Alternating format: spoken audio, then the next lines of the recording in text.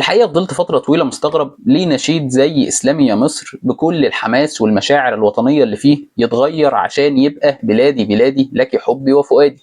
اللي على مستوى الكلمات معلش كده لا يقارن بنص زي إسلامي يا مصر. اتفاجئت أكتر لما عرفت إنه ما اتغيرش بشكل مباشر من إسلامي يا مصر إلى بلادي بلادي، لا ده كان في 3 نشيد وطني مختلفين في الفترة اللي بينهم. القصة بتبدأ سنة 1869 لما الخديوي إسماعيل يطلب من الموسيقار الإيطالي جوزيبي فيردي انه يعمل لحن خاص بالاسره المالكه يتعزف وقت دخولهم ووقت خروجهم. ما كانش في دماغه ان يبقى سلام وطني اصلا، ولكن تشاء الاقدار ان اللحن ده يتعزف في افتتاح قناه السويس سنه 1871 في حضور كل رؤساء دول العالم، واللحن يزيد من هيبه ووقار المملكه المصريه في عيون الناس، ومن وقتها يتم اعتماده كاول سلام وطني للمملكه المصريه، ويفضل هو السلام الوطني الرسمي للمملكه لمده تتجاوز ال 53 سنه لغايه سنه 1923 عشان يطلع علينا مصطفى صادق الرافعي بكلمات واحدة من أجمل القصائد الوطنية اللي ممكن تسمعها في حياتك، إسلامي يا مصر، ويلحنها صفر علي عشان يلاقي فيها الشعب المصري إرضاء لروح الثورة المشتعلة جواه، خصوصا بعد أحداث ثورة 1919 وتبعيتها.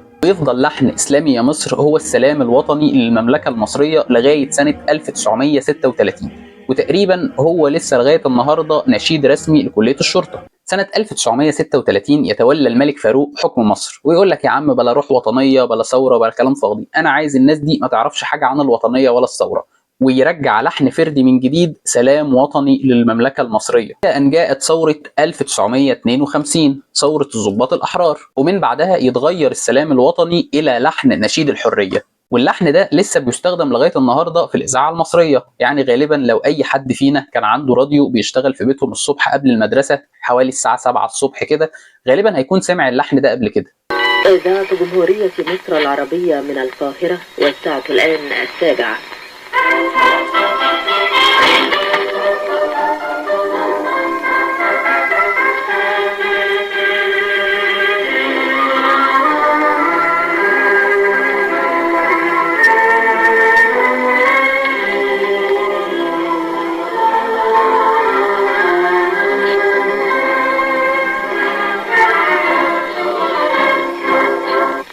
وفضل ده لحن السلام الوطني لغاية سنة 1960، ومن بعدها يصدر قرار رسمي بتغيير النشيد الوطني إلى نشيد والله زمان يا سلاحي، من ألحان كمال الطويل، كلمات صلاح جاهين، وغناء أم كلثوم. الفكرة إن اللحن كان مرتبط بفكرة القومية العربية وتصاعد الأحلام بإقامة دولة عربية كبرى تجمع بين مصر والعراق وسوريا. حتى العراق استخدمت اللحن ده كسلام وطني من الفترة ما بين 1965 ل 1981. يبقى كده كانت أول حاجة لحن فردي في فترة الخديوي إسماعيل بداية من 1871، وبعدها 1923 إسلامي يا مصر إرضاء لروح الثورة جوه المصريين، وبعدها محاولة الملك فاروق إخماد روح الثورة اللي جوه المصريين دي وإنه رجع لحن فردي سلام وطني من جديد، وبعدها قيام ثورة 52 وإعلان لحن نشيد الحرية كسلام وطني للبلاد، محاولة لمحو آثار الدولة الملكية على مصر. وبعدها تيجي فترة القومية العربية وبناء دولة عربية كبرى، بيجي وقتها السلام الوطني بلحن والله زمان يا سلاحي،